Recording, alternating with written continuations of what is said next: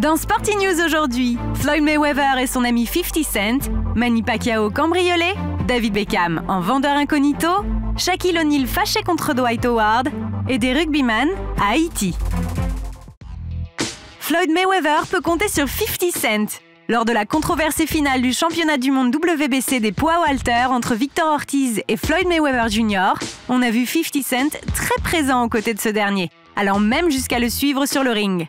La présence de 50 n'était pas anodine puisqu'il est l'ami proche du boxeur invaincu depuis plusieurs années. Floyd était tellement content qu'il a offert une montre Hublot d'une valeur de 20 000 $ à son ami 50 pour fêter sa nouvelle ceinture de champion.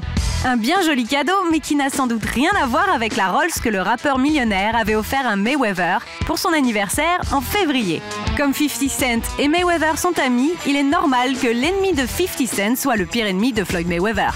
C'est mathématique tout ça. Donc Rick Ross, la bête noire de 50, est ami avec, devinez qui? Manny Pacquiao bien sûr, le rival incontesté de Floyd Mayweather. Cette histoire d'amitié avec Mayweather est telle que 50 a commencé à enregistrer un album de rap avec le boxeur.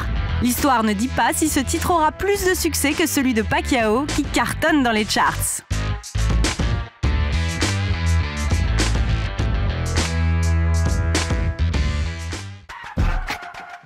Quelques heures avant que son grand rival Floyd Mayweather ne remporte le titre WBC, Manny Pacquiao devait s'occuper de toute autre chose. Le champion du monde philippin a vu sa demeure de Los Angeles visitée par des cambrioleurs. 4 individus ont été pris en flagrant délit par la police, qui a remarqué le cambriolage alors qu'elle se trouvait dans le voisinage pour une autre enquête.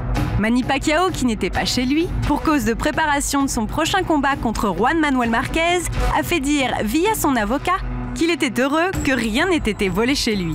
Les cambrioleurs, qui avaient profité de l'absence de l'agent de sécurité en charge de surveiller la propriété du boxeur, seront bientôt inculpés. On ne plaisante pas avec le boxeur slash chanteur slash sénateur qu'est Manny Pacquiao. David Beckham a fait sensation à l'occasion de la sortie de son parfum. Pour l'émission The Ellen Show, la star anglaise a accepté de se mettre dans la peau d'un vendeur et de faire la promotion de sa nouvelle fragrance. Pantalon kaki, polo rouge et casquette bien vissée sur la tête, Beckham a suivi à la lettre les ordres que lui donnait Hélène à travers une oreillette.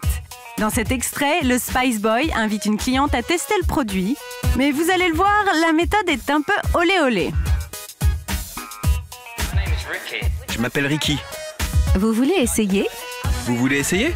Je vais le vaporiser sur ma jambe pour que vous le sentiez. En fait, je vais le vaporiser sur ma jambe. Ça sentira encore mieux. Sentez ma jambe. Sentez ma jambe. C'est DB Homme, c'est DB Homme.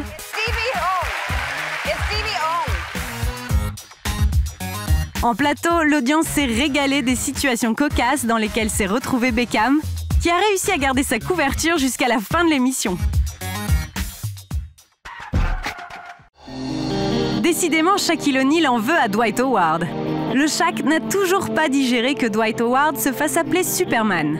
Superman, c'était le surnom de Shaquille O'Neal pendant ses belles années à Orlando. Il devrait pourtant le savoir, Dwight Howard.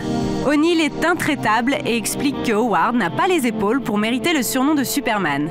Gagner un concours de dunk avec une cape ne suffit pas, a asséné le Shaq. Rien ne semble convaincre O'Neal chez le joueur d'Orlando, puisqu'il insiste en ajoutant qu'il aurait tout intérêt à gagner 2 ou 3 championnats s'il ne veut pas le décevoir. Big Shaq estime que Howard n'a aucune concurrence à son poste et qu'il n'a donc rien fait pour mériter l'appellation de Superman. C'est donc une querelle de gros bébés que les mères des 2 joueurs, qui sont très amis, devront régler.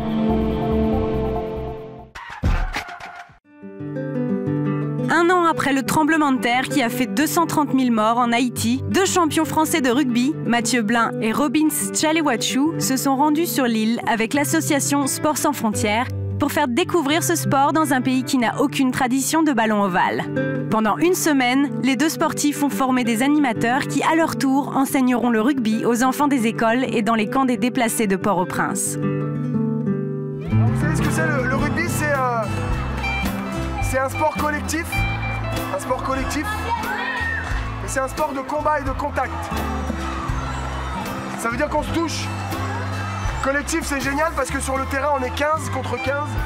Et il y a 7 remplaçants, donc c'est 22 contre 22. C'est collectif parce qu'il y a besoin de très grands, il y a besoin de tout petits, il y a besoin de très gros, il y a besoin de très rapide, et en fait il y a besoin de toutes les morphologies. Et en fait on s'aperçoit d'un truc, c'est que dans une équipe, il y a différents statuts, il y en a qui sont un peu les chefs, d'autres qui sont moins les chefs. In the Name of Good Haïti, avec Mathieu Blin et Robin Tchalewachu, bientôt sur Trace Sport.